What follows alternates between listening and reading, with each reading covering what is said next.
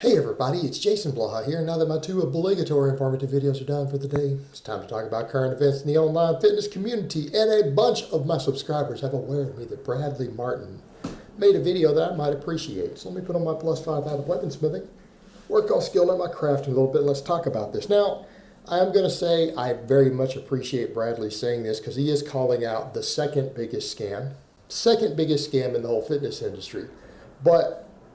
And I'm not going to be really a dick about this, just going to make a minor point. But Bradley, you're selling supplements. That's the biggest scam. You know that. But I will still respect the fact that you're calling out the other scam, because that's probably 30% of the scam in the industry, and the other 70% is selling supplements. But you know, Bradley, you know that supplements don't work, right? You know that. Everyone with any knowledge of the iron game knows that supplements don't work, other than a tiny little handful. Now, what's interesting, though, is that he does point out in there that people are different, and not everything works for everyone. That's a beautiful point, because that can be applied to the supplement thing. So what do you mean? Because a little tiny number of supplements that work don't actually work for everyone, and that's actually what the evidence shows. Creatine, the one supplement that has been consistently shown to help build muscle and strength and all those things, the only supplement that has ever been consistently, with dozens of independent studies showing it does this, the studies show 1 in 3 people get no response. In other words, you take a group of 30 people, 10 of them are going to get 0 response from creatine. 10 of them, it's not going to do anything. But the other 20, it will actually work. So, but even that's the point, is that the one supplement that works doesn't work for everyone, whether it's a genetics, diet, or whatever else is going on. Just like a lot of other supplements out there that people do feel that they get an effect from. Well, if you just probably ate a better diet, you wouldn't get any benefit from those supplements anymore. Things like a magnesium supplement, right? You probably eat too many Pop-Tarts and too much ice cream and pizza for your calories. That's why you benefit from a magnesium supplement. But if you ate whole foods, it would stop working, because you would already be getting probably twice as much as you need. Right, you get a lot of calories from the right foods. But back over to the point. I appreciate the fact that he is pointing that out. That you have tons of people out there who, through their genetics, through combining their genetics with a bit of trend, bit of growth hormone, stuff like that, who don't actually know very much, become coaches and people who are selling meal plans and selling workouts and everything else, and marketing to others that this is what will give them the results. In other words, he's saying that it's not how it works. That you can't just look at him and go, okay, if you do what I do on these areas, then that's what's going to work for you. And it kind of reminds me of, I was looking through my comments yesterday, and I had a guy, when I was joking about lat pull downs not being as good as its weighted pull-ups, which is not really a joke. It's quite serious about that. He pointed out some body, he said like Arnold or Ronnie Coleman or whoever, well, they used them, and it's like, why does everyone want to use some exercise that a professional bodybuilder supposedly uses, but they don't want to use their drug stack? Right? Why aren't you using Ronnie Coleman's drug stack then? That's probably more important than what exercises he picked. I mean, his genetics also. But I mean, truth be told, you know, what do you think is going to matter more? If you choose to train your back with lat pull downs versus pull-ups, or if you just use the amount of drugs that he used. Like, which one's going to affect your muscle growth the most? Some variation in exercise selection, or using, $30,000 worth of drugs every year? I'm going to go out on a limb and say the drug use probably contribute about, 1 million times more than which exercise he specifically chose. The exercise selection matters a lot more for guys who are natural, right? It matters a lot more. If you go on drugs, it doesn't even matter that much. In fact, the data tends to suggest that as steroid doses go up, how you even choose to train doesn't really matter. It matters less and less and less, because the individual training nuances themselves over time have less effect on muscle growth than just the amount of stuff that you put into your body does relative to your genetics, right? The drugs are at a certain threshold of use, like in the bodybuilding world, for example, with all their ass clownery, probably 90% of their muscle mass is a direct result of the drugs that they use, and only maybe 10% of it is probably affected by what they choose to do in the gym, right? And a lot of people don't want to hear that, but that's a reality. I'm not saying the training doesn't matter, it just doesn't matter that much. And it should be evident when you watch the way a lot of these guys train. A lot of these professional bodybuilders would be 150 pounds when they're contest ripped if they had never touched any drugs and trained the way that they train, right? Let's just be realistic here. They wouldn't be building any real muscle. So I do like the fact that he pointed that out, and I got to give props for that, though. Whatever else supplement sales aside, I do like that he said that, hey, I've never made the claim that if you do what I do, then you're gonna get my results, because we're all different. We all have different genetics. And he's right, and he'll point out that maybe that person didn't even get there just with that. They got there through a combination of dozens of different things they did. It wasn't just that one training program or that one set of meal plan. It was their genetics, it was their drugs, it was other aspects of their training and life that combined all in. It wasn't that one little thing that they did that they're selling you, that one program, right? That's not how they got there. Not how they got there. And he pointed out, that you need to get out there and make mistakes and learn. And you know what? I'm going to disagree with that. That's the one thing he said in there I'm going to disagree with. And people say, what do you mean? No, if you want to learn to be a coach, if you want to learn how to get up here and give information, like all of us do, right? You get up here and you teach people.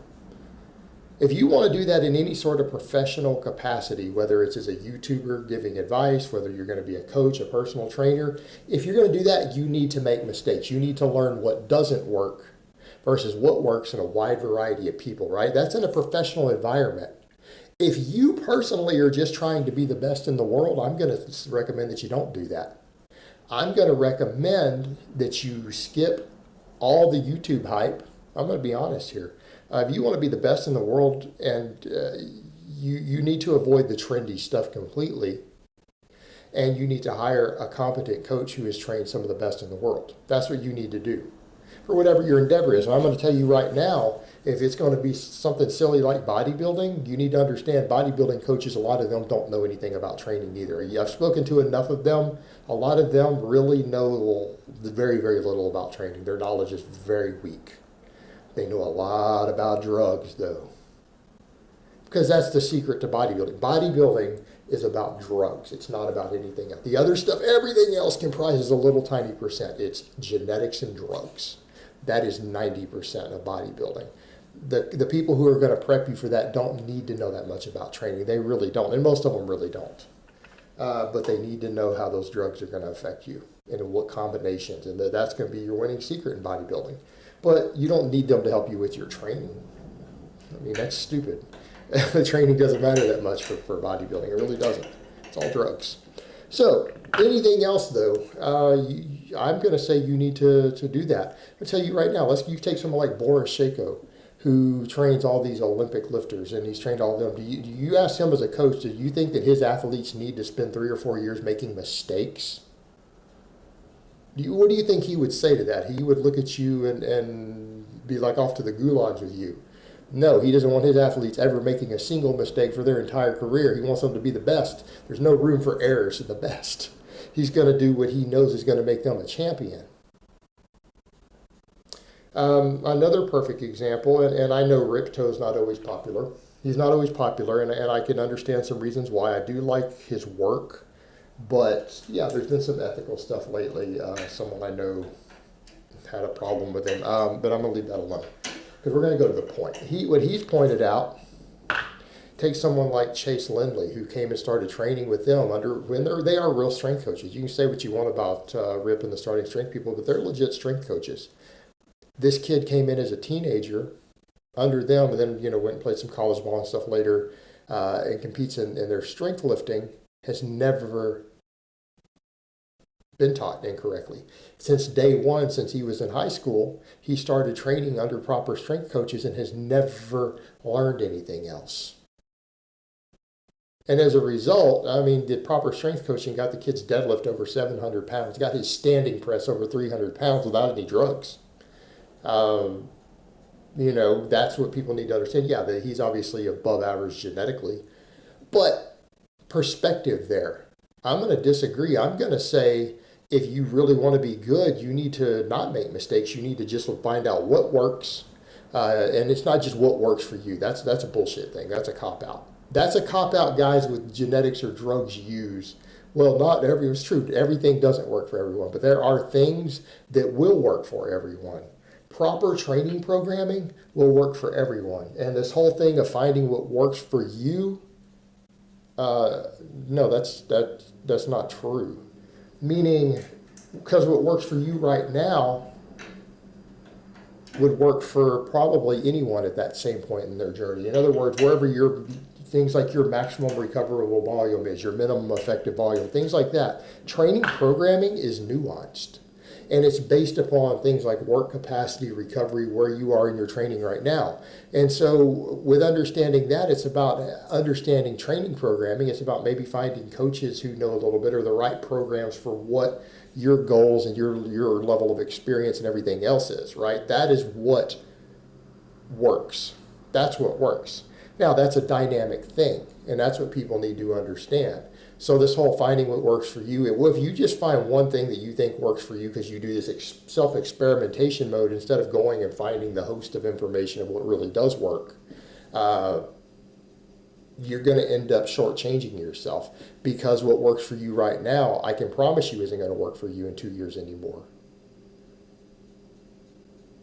Tolerance to training is a dynamic thing. It changes. The amount of adaptive stress that you need over time changes. The workloads that you can recover from and your work capacity change. So when you find something that works for you as far as your training programming goes, you want to learn and understand that would work for millions and millions of people if they're in the same circumstances as you are, meaning training for X number of months, this sort of lifestyle. But when you change any of those variables, what works for you is going to change over time, right? Obviously. These are all dynamic. And this is where a proper knowledge of training comes in. And this is stuff that the whole bodybuilding and physique world and everything else doesn't ever have to learn, because when they stall, they can just up the dose. They can just add a new drug in. No, you're going to need to learn proper training programming, or you need to just follow proper protocols that are out there. And odds are you don't need to pay for those. What you would pay for a coaching service is not necessarily programming. A lot of coaches give their programming itself out for free. What they would teach you is how to master your lifts. Like, if anything, a good coach is there as a form coach. They're to teach you how to correct the nuances in your exercises. They're there to help you find the proper movements to correct weak points or imbalances. They're not there to write your programs. Proper programming is proper programming, right? You don't need a coach to write out your linear periodization program. You should be able to, if you've been working out for 6 months, you've had enough time to research proper training programming to find a correct progression protocol and an idea of what your volumes and workloads should look like. But you might want to hire a coach to help you with the nuanced stuff. And that's what a coach does. A coach doesn't give you a program. They give you information on the nuances of how to fine-tune what you're doing. That's the purpose of a coach. All right, guys, so that's really all I have to say on that today. I hope it's been informative, and I will talk to you guys next time.